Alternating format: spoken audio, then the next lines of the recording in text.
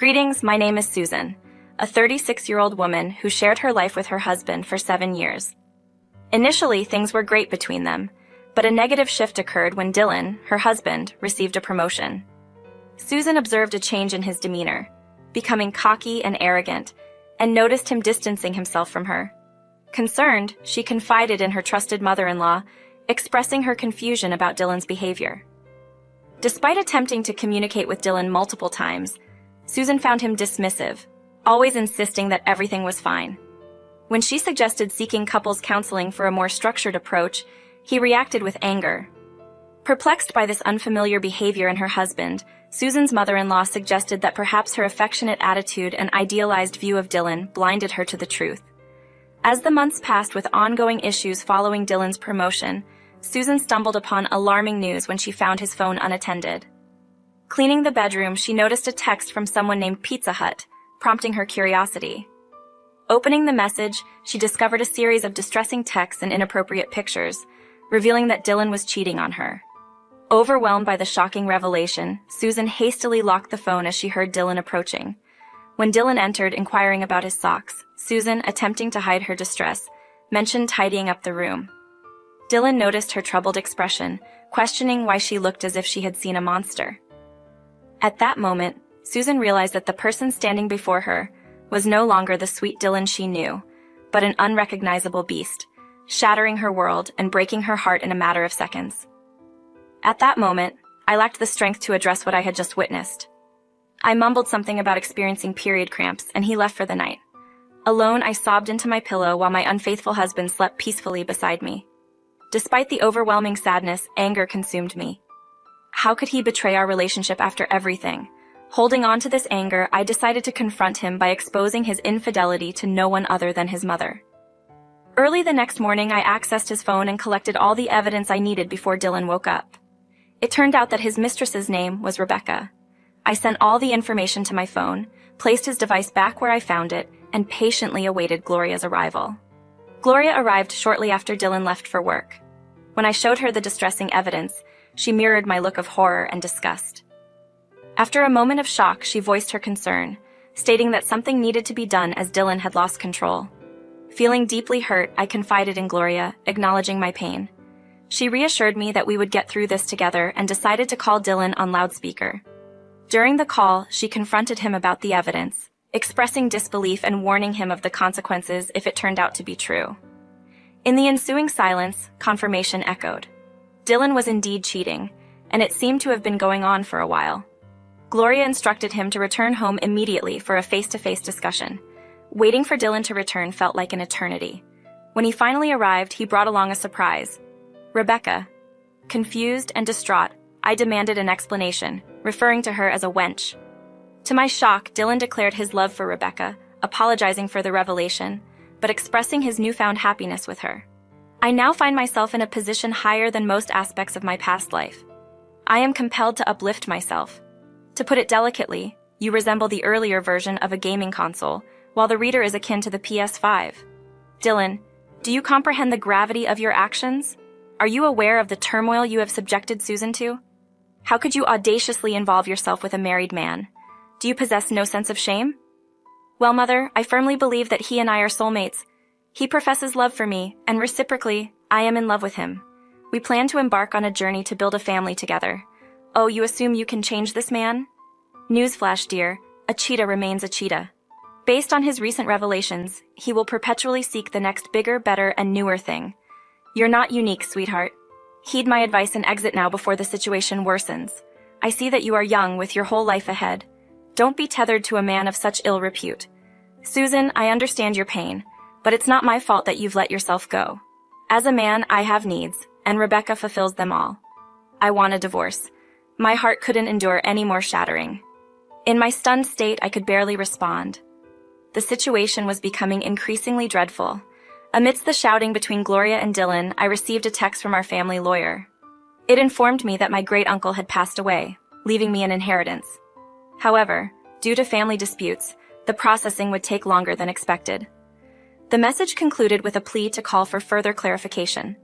Considering my tumultuous and toxic family background, I harbor serious doubts that there would be any inheritance left for me. I've always found myself at the bottom of the priority list, a sentiment that echoed in my failed marriage. Tuning back into the commotion, I realized Susan was addressing me. "Dylan, you've revealed your true self. You no longer want to be with me. I can't fight for someone who won't fight for us. By the time karma catches up with you, you'll regret your existence. I'm done here." With whatever strength remained, I collected my belongings, packed my essentials, and walked out the front door. Gloria called after me, offering reassurance that everything would be fixed, holding on to the belief that her sweet baby boy was still alive. However, all I saw was a hollow shell of a man. For the following weeks, I took refuge in cheap motel rooms, while Dylan expedited the divorce proceedings with the help of his friends. Despite his acknowledgement of the hardship on my end, it seemed like a feeble attempt to ease his guilty conscience. Emotionally drained, I had exhausted all my tears. Approximately 8 months post the tumultuous events, Dylan and I were officially divorced. Amidst the legal wrangling over assets, surprisingly, we maintained a cordial approach. Dylan, in his selfish nature, wanted to retain most of his money, knowing I had nothing to my name as a former housewife. Oddly enough, I desired none of that tainted wealth that had fueled his selfish and malevolent behavior. Well, I suppose that concludes our chapter. It was a pleasure knowing you, Susan. Take good care of yourself. I wish for your presence in a place more suited to your actions. I have no intention of maintaining contact with you, so kindly refrain from doing so.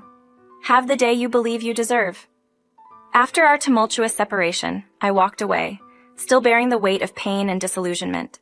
Nevertheless, I managed to gather myself and, still legally married to Dylan, utilize the funds from our shared account to initiate a small business idea, a quaint cafe that I began renting. It became a means for me to generate income, recognizing that the divorce settlement would likely yield little or nothing for me. While en route to my newly rented apartment complex, an unexpected email from Bobby, my confusion heightened. His message began with an apology for the marital ordeal I was enduring, but hinted at some positive news, urging me to contact him urgently. 5 hours later, we met at my cozy cafe, and Bobby, acknowledging my distress, cut to the chase. The revelation was astounding. I had inherited a significant sum. Shocked, I questioned him, and he confirmed that the inheritance was mine.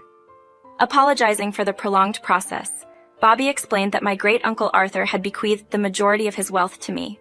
He handed me a letter from Uncle Arthur, expressing his understanding of the hardships I had faced, always being relegated to the back by both friends and family. I have made a firm decision that it's time to put an end to this situation. No longer should you endure pain and humiliation. Please accept this inheritance money and use it to improve your life in the best way possible. Given the nature of your toxic family, they may not be pleased with how the funds are distributed, but my concern lies solely in your health and well-being. As you read this, understand that all the money you are about to receive is rightfully yours. I want to spare you the troubles and negotiations with others, hence why you are receiving this money now. I am confident that you will use it to achieve wonderful things. All my love, your great-uncle Arthur. Upon finishing the letter, tears streamed down my face. Some customers left, disturbed by the scene, but I paid no attention. Overwhelmed with joy, it was a refreshing change from months of tears and questioning why this had happened to me. "How much is it?" I asked. "It's a $250,000, came the reply. I gasped. That amount was substantial, more than enough to support the growth and expansion of my business. Profusely thanking Bobby for his loyalty and kindness, he departed. That night, I eagerly called Gloria to share the incredible news. "The amount is how much?" she asked incredulously. "Yup, you heard me right, Gloria." Despite everything, we were still in touch. I had trusted her, at least for a while. However, her subsequent actions were utterly deplorable. The next morning, I awoke to a barrage of angry texts from none other than Dylan. Despite explicitly telling him not to contact me again less than 30 hours ago, he persisted. Against my better judgment, I agreed to meet with him, holding on to a glimmer of hope that things might change. We first crossed paths at my cafe. "So, this is the infamous cafe. It's rather charming, I suppose. Do you expect me to hand over anything to Dylan? Haven't you taken enough from me?" "Let's get straight to the point. Half of that money is rightfully mine." My mother disclosed everything to me, including details about the inheritance money that has finally materialized. Talk about impeccable timing, right? Regardless, we require that money. You must be out of your mind if you believe I'll willingly give you anything. Don't you make sufficient money on your own? What is your obsession with me? Why didn't you care when I was going through heartbreak?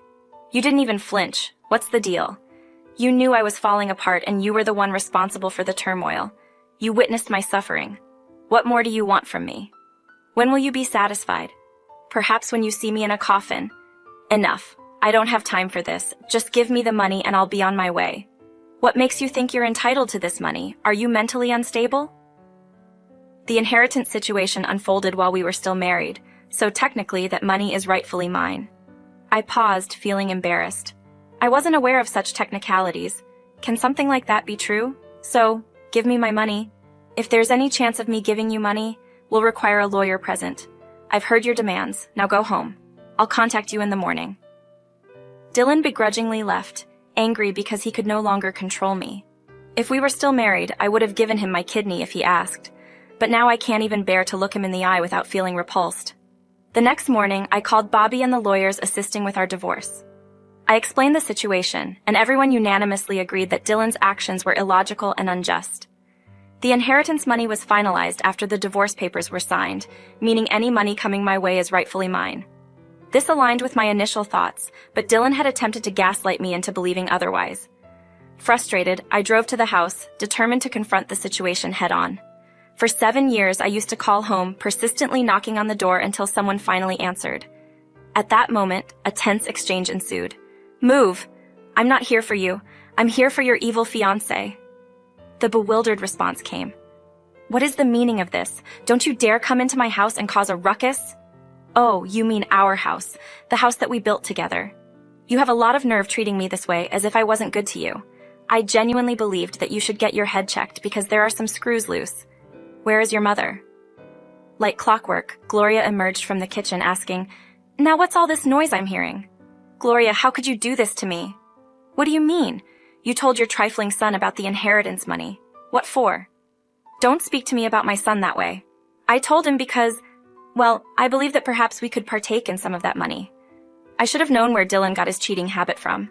I guess the apple didn't fall far from the tree. All of you are sick trying to siphon money from me. I'm struggling to keep afloat. And something good has happened to me for once in my life. And you people want to take that away from me. Well, too bad."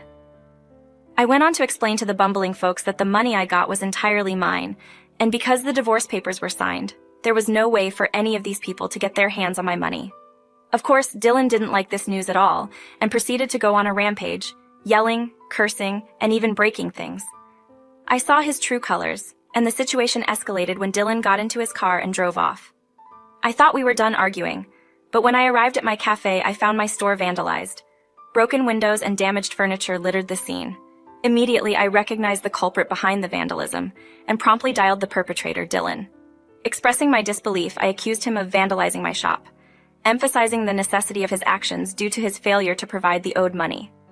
In a somewhat threatening tone, I hinted at the absence of security cameras, implying that pressing charges would be a futile endeavor. After disconnecting the call, I reached out to my friend Bobby to assess the situation. To my surprise, Bobby found the situation amusing and saw an opportunity for legal action. Despite my distress, Bobby pointed out that we could sue Dylan for the damages caused, suggesting a chance to renegotiate the terms of my divorce settlement. Frustrated and believing that Dylan had ruined my life, I expressed my concerns to Bobby. However, he assured me that we could build a case against Dylan. To my relief, it turned out that the building's cameras were operational, capturing Dylan's vandalism. Presenting this evidence to Bobby, we collaborated to compose a compelling case against Dylan.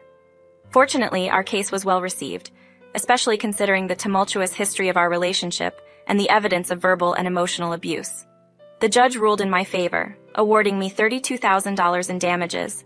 Enraged by the judgment, Dylan attempted to appeal, but his appeals were consistently rejected. With the acquired funds, I could now focus on nurturing and expanding my cafe. The last update on Dylan, Rebecca, and Gloria revealed constant quarrels, and rumors suggested Dylan's involvement with a young, attractive blonde woman.